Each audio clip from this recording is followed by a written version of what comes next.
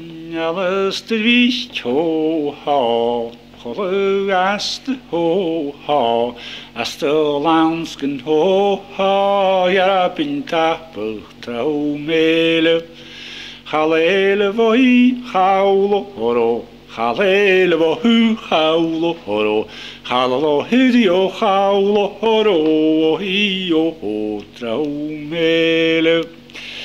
Breac Tighearn horò, ach Mhic Cholla thìodhlaiceadh lochain trom éile, Chall-o-haorari horo, Chall-o-haorari horo, Chall-o-haorari horo, trom éile.